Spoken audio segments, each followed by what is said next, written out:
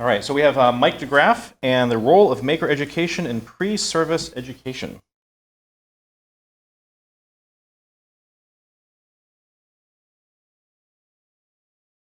To get started, I just want to acknowledge my colleagues. Shelly's here, but Dr. Marshall and Jason aren't here.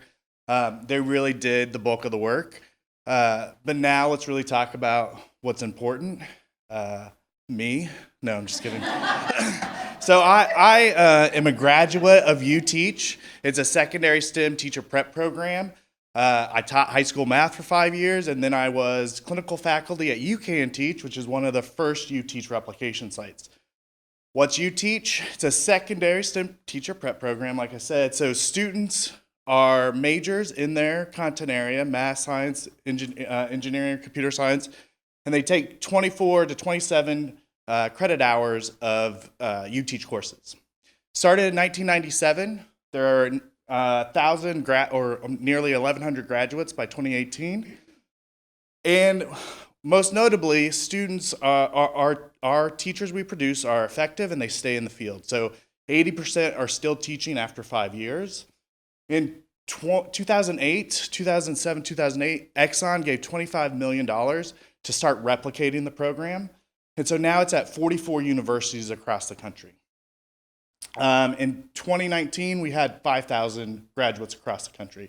So have multiplied that output of teachers, STEM teachers, by 5. Now, to go along with that timeline of UTeach, I wanted to talk about my timeline in terms of making. So I remember specifically in 2010, a colleague shared an article on Boing Boing, and that was my entry. That was the first time I'd ever seen it as a thing. 2012, I went to Maker Faire, Austin, and I probably everyone in here had this moment where it's like, oh, this is just what we do. This is what we need to do in education. Like, it makes sense. And I was talking to Steve. I saw Steve yesterday. In 2013, I went to that Maker Faire and just followed him around. I went to every one of his sessions and then saw him on the plane when I was flying home. So he did, get a restraining order.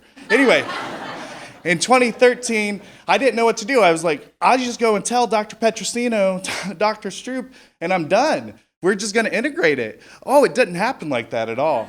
It took several years. Colleagues, I reached out to folks like Steve Fletcher, the Thinkery, Cami Well. There was a thriving community, but it was really disconnected. By 2015, I didn't really make much headway into UTeach, but I did have strong connections to a community. And so we did, at the UTeach conference, we had a whole making strand. Jeff Branson, you may have talked to him the other day. He was there. Leah Beakley gave the keynote. But one of the problems was, so it was amazing.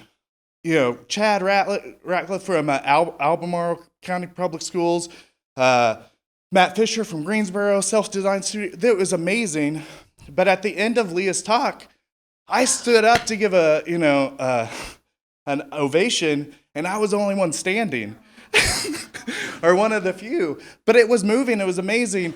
But I clearly was ahead of everyone else in their enthusiasm. But not everybody. So folks like Shelly Rodriguez and a few others said, this is something that we really should do. We wrote a grant, NOICE grant. It was NOICE, not nice, pronounced weirdly. It funds scholarships, but we carved out a little bit of money to support this effort, UTeach Maker. And I don't know whether anyone here has tried to add stuff to a curriculum, but it's hard. And that's what I came to, is like, we can't add it into the curriculum. If we're going to make change, we're not going to start with the instructors. We're going to start with our students. And we're going to meet them outside of our coursework. It's got to be tightly articulated with what they're doing in their coursework, but it's got to be on top. And so what we're doing now is we're reaching faculty. We're making changes in the program, in the coursework, through the work with our students. So their work, they're doing things in UTeach Maker and bringing it into their coursework. Part of UTeach Maker, they have a showcase. They write a Maker lesson. That Maker lesson can also be used in their, curriculum and instruction class. So bottom line, I'm so proud of what we did, but I still feel like this is the first step, and the next chapter is scaling up this UTeach Maker to the 45 sites that we have across the country and connecting them. And I think the key part is connecting them to the community of makers in those respective cities. And so that's what I hope we can gain through these sort of opportunities. So thanks so much. Again, Mike DeGraff. God bless.